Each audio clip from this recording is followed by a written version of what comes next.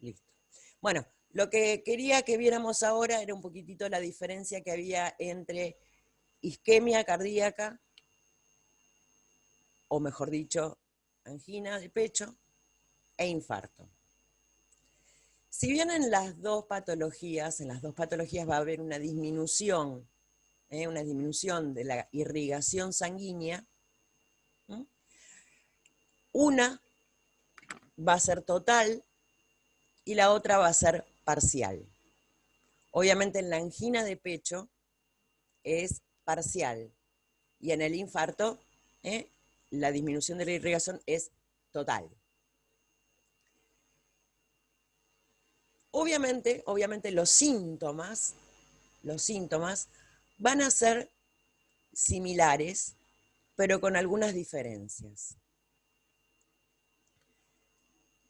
Cuando nosotros hablamos de angina, lo que antes, mucho tiempo atrás, se lo denominaba el preinfarto. Tuvo un preinfarto. ¿Mm? Eso del preinfarto, obviamente, no va, no es válido, porque no es que es la previa.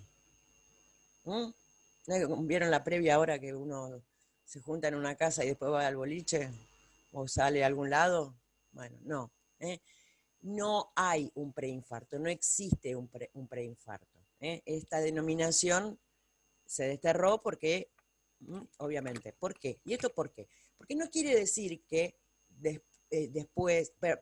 previamente a un infarto haya sí o sí una angina. Puede haber un infarto directamente sin que haya mediado una angina, y puede que no haya un infarto habiendo angina. Por eso esa denominación se la desterró. Bien. Otra de las diferencias importantes, como les decía, con respecto a la sintomatología, si bien es la fisiopatología es similar, obviamente la sintomatología también va a ser similar, pero va a diferir mucho en la intensidad.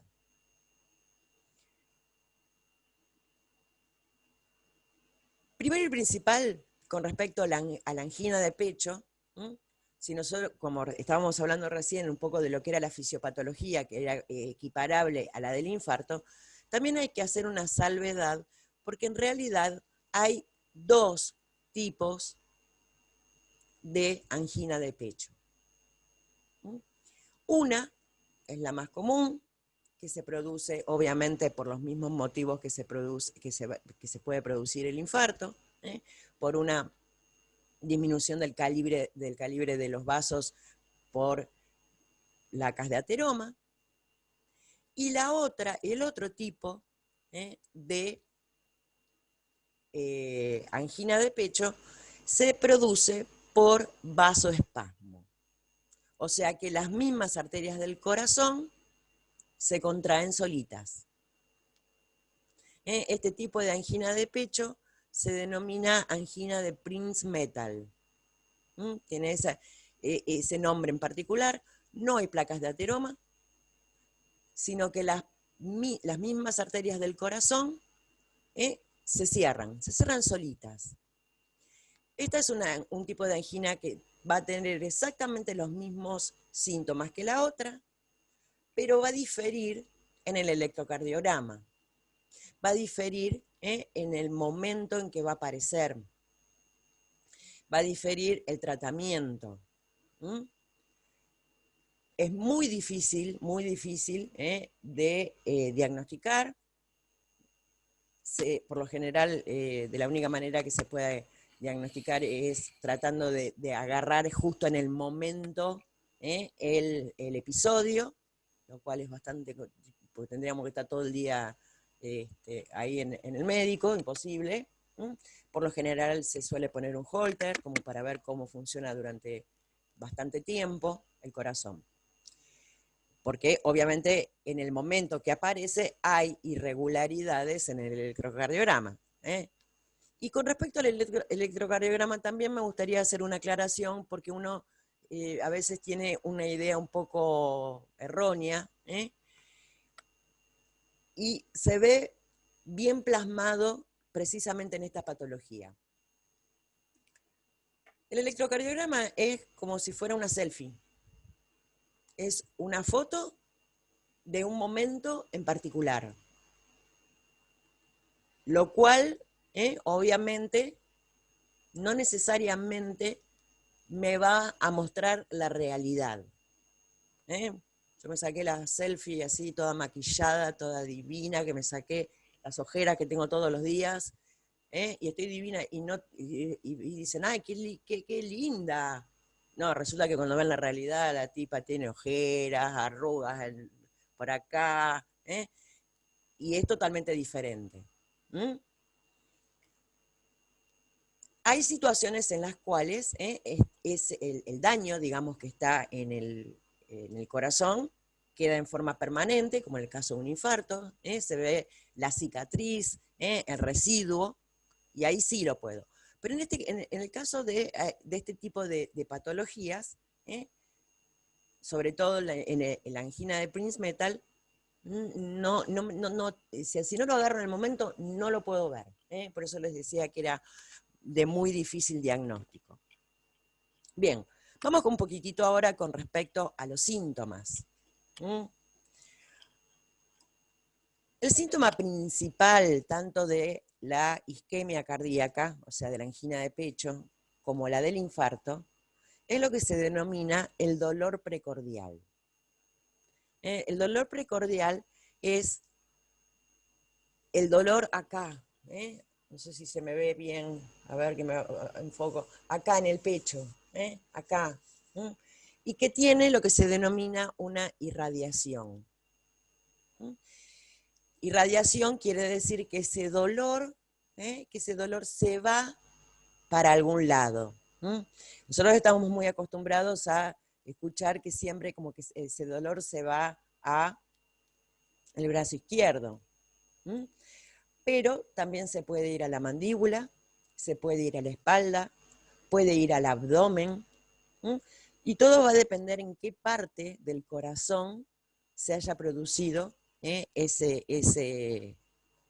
problema. Y yo les estoy hablando del dolor y pareciera que estuviera hablando de infarto. Bien.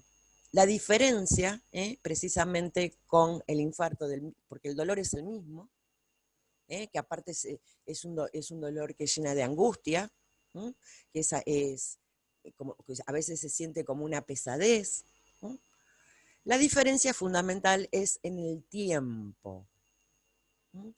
En la angina de pecho, ese tipo de dolor es de muy cortita duración, 5 minutos.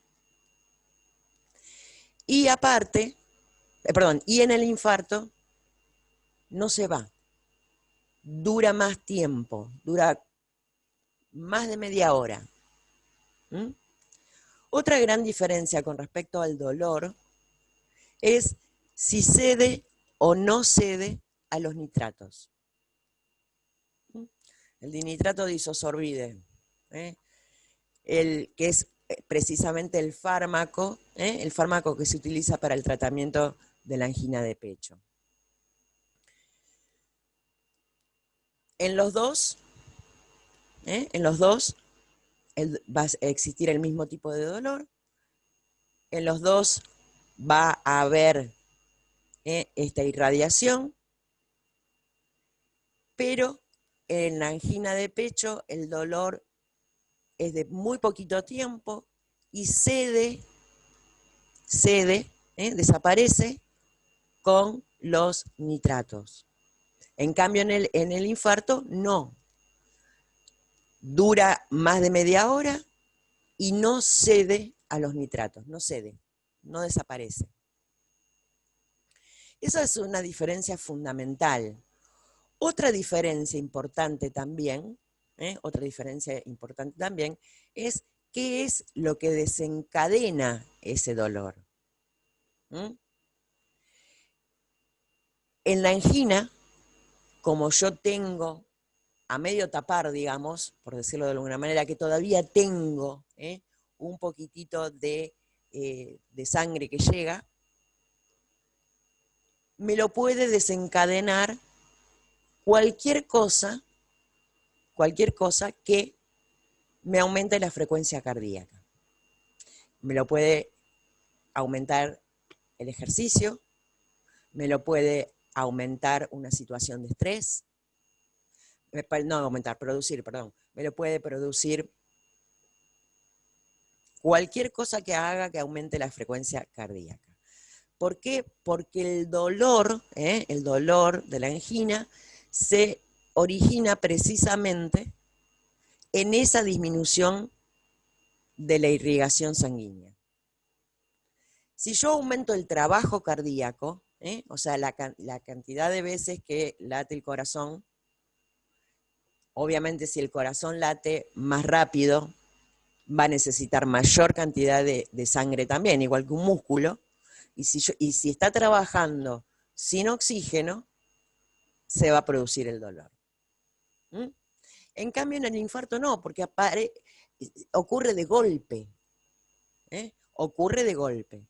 Entonces, obviamente, va a tener ese dolor, no va a tener un desencadenante.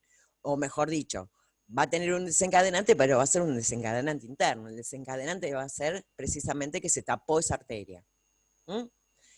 En cambio, el otro, no. El de la angina, el dolor se va a desencadenar precisamente por el aumento del trabajo del corazón, y si está trabajando más, necesita más sangre, y como no puede llegar más sangre porque la arteria está disminuida en su calibre, ahí es donde se va a originar.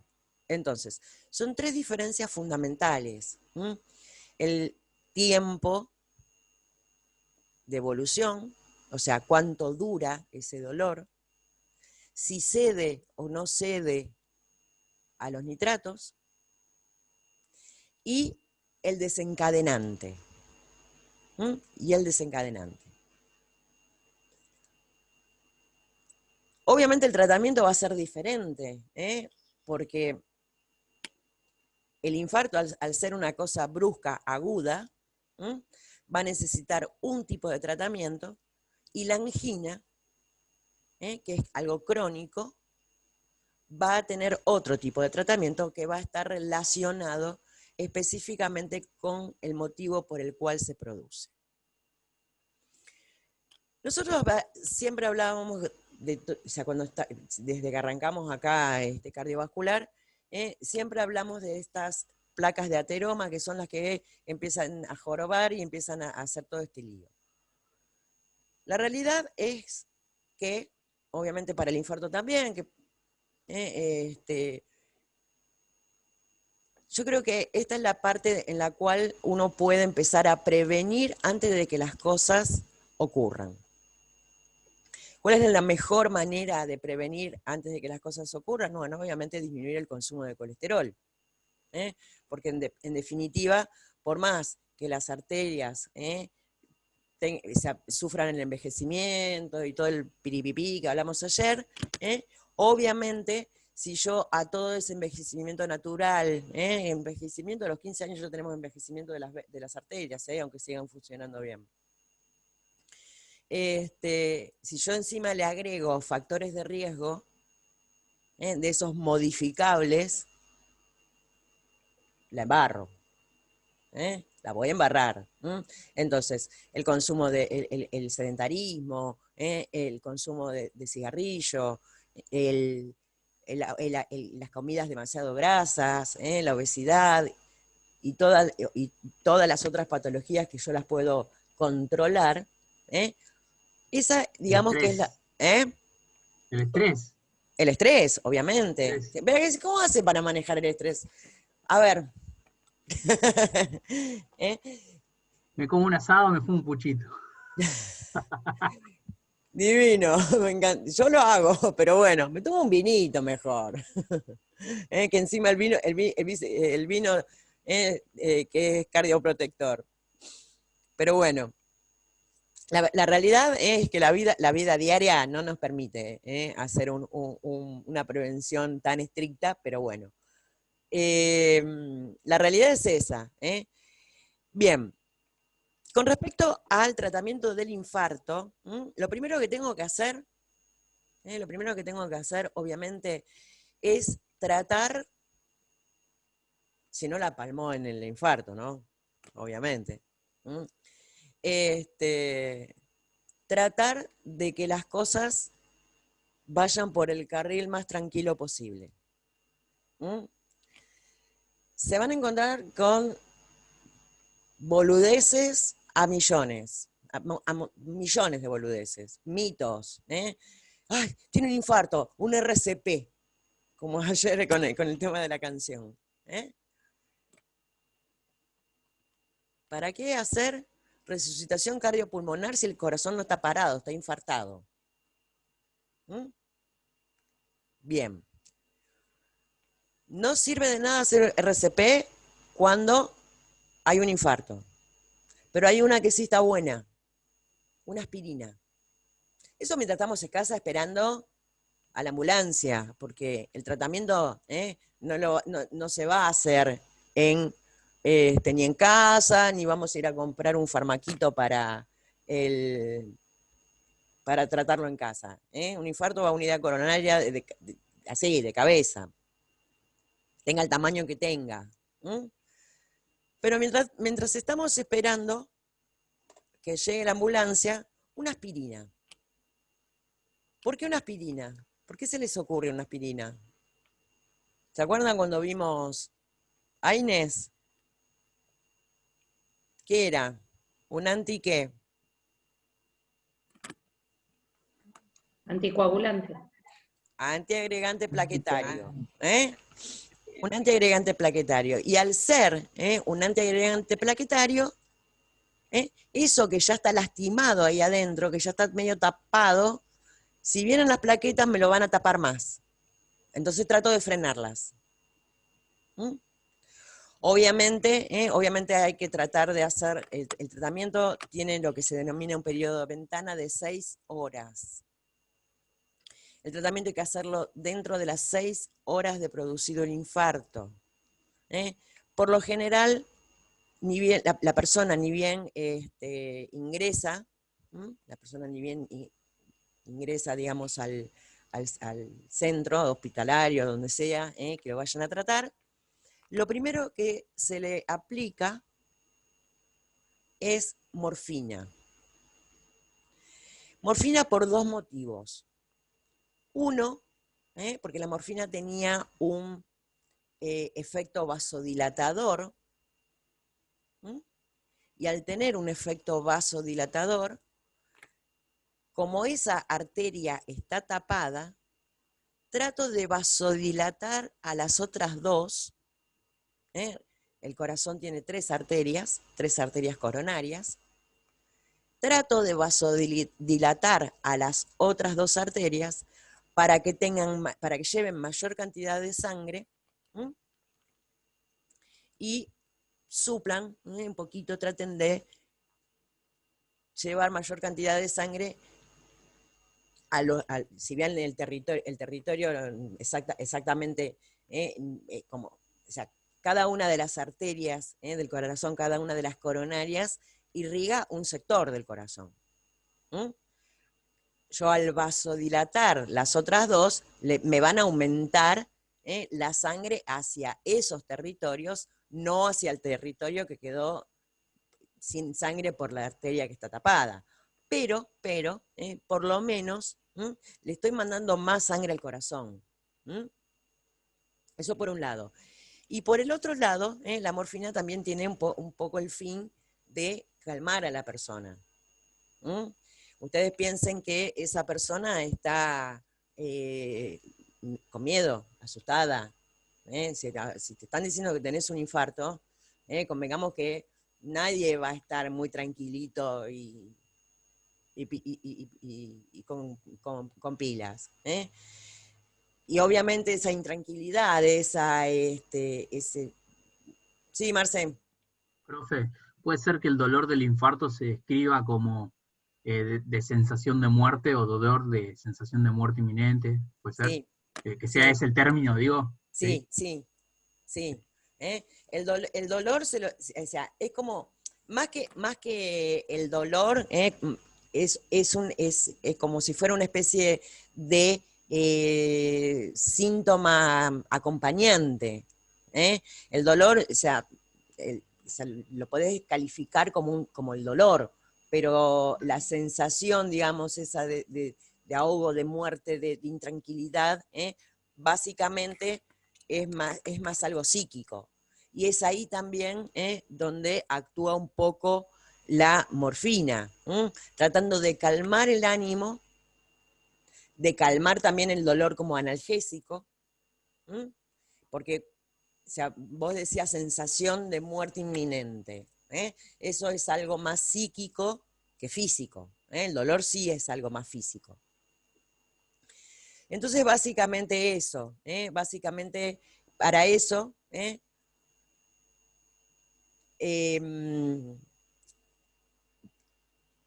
primer momento, para calmar a la persona, porque yo no quiero que esa persona que está intranquila, que seguramente el estrés que le está produciendo esto le va a aumentar la frecuencia cardíaca, yo no quiero un corazón con una frecuencia cardíaca aumentada, porque ya de por sí está trabajando con demanda de oxígeno, porque se tapó una arteria. El otro motivo también era para calmar el dolor como calmante y también como vasodilatador. Digamos, eso es lo primero, eso es lo primero. Después se utilizan medicamentos que se denominan trombolíticos, la streptoquinasa. La streptoquinasa es un fármaco que lo que hace es romper ese coágulo. Ese coágulo o eso que está ahí, que me está tapando la arteria. Pero, si pasaron más de 6 horas, este medicamento ya no tiene efecto, porque es como que es eso que está ahí adentro, que me está tapando la arteria, está consolidado, está tan duro, tan, por decirlo, de alguna manera práctica, que es imposible que este fármaco lo rompa. Entonces, obviamente, lo que se suele hacer, porque de alguna manera tengo que volver a permeabilizar esa arteria, es una angioplastía. Es lo que hablábamos ayer también. Es la introducción de un catéter que va con la pincita y lo va rompiendo. Y se saca eso. Después, bueno, se verá si se hace un stent, se coloca, mejor dicho, un stent, que es una cosita cerradita, que cuando se coloca en la zona, se expande, es como una malla que se expande y hace que la arteria se abra, y al tener una malla permite la circulación. O si no, obviamente, y como último recurso, siempre está el bypass. Acá está, Seba puso y se coloca el stent. Ahora contesto las preguntas de acá del chat. Y de última, como les decía antes, es hacer el bypass. El bypass no es otra cosa que viene la arteria, se corta la arteria precisamente en la parte donde está obstruida y se pone un pedacito de una. Antes se usaba un pedazo de vena safena, que es una vena que es de la pierna, se sacaba un pedacito de vena. Ahora no, ahora se está tratando de usar un pedacito de arteria mamaria, precisamente por la diferencia que hay entre el tejido venoso y arterial. Yo siempre digo que hacer o poner un stent o hacer una angioplastía es más o menos como cuando pasamos la cinta por la cañería de la pileta. ¿Mm? En cambio, ¿cómo se llama? El bypass vendría a ser como Cuenta. cambiar el sifón directamente. ¿Mm? Obviamente es mucho más, la operación es mucho más riesgosa. Una operación en que hay que abrir todo el pecho y obviamente tiene mucho más riesgo que la angioplastía, pero a veces es necesaria. Bien, a ver. Marce, que dice que irradia, está bien, que irradia la mandíbula, brazo izquierdo. ¿De qué viene la angina de pecho? Pregunta Seba.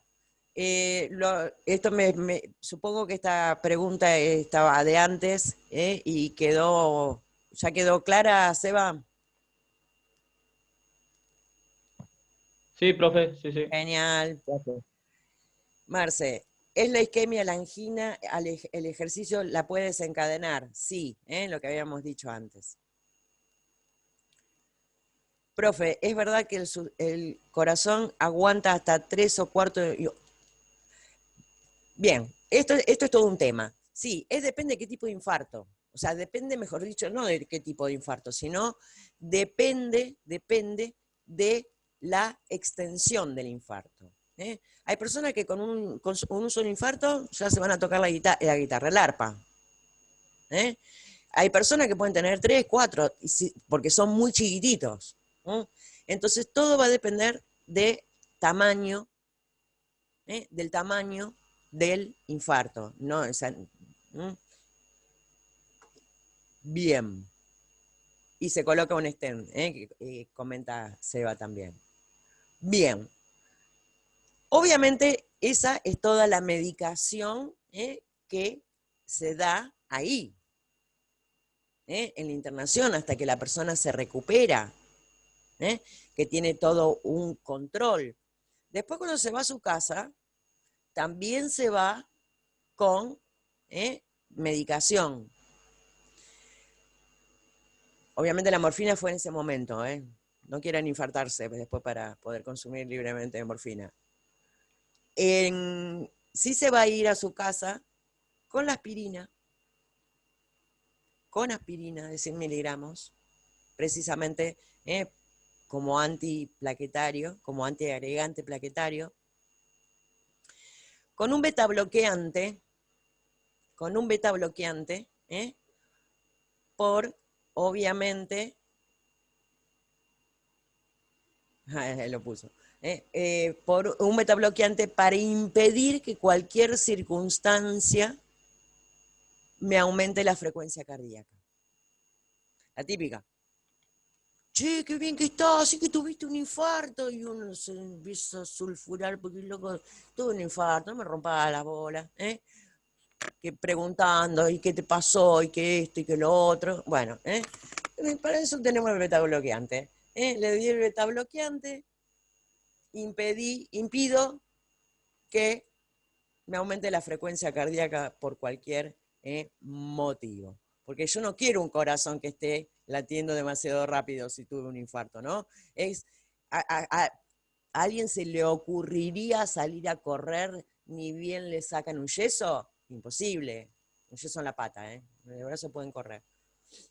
Imposible. Hasta que no se termina de recuperar, hay que hacer reposo. Bien. Y después, obviamente, está todo lo que es el tratamiento de los factores de riesgo, lo que se denomina el tratamiento higiénico-dietético. Obviamente hay que tratar de erradicar todas las conductas dañinas y hacer tratamiento de cada uno de esos factores de riesgo que pueden ser modificables precisamente para que no vuelva a ocurrir. Precisamente para que no vuelva a ocurrir. Indudablemente en algún momento va a volver a pasar, pero cuanto más tiempo ocurra entre uno y otro, mejor. Y les hago una última aclaración que también es válida con respecto al infarto.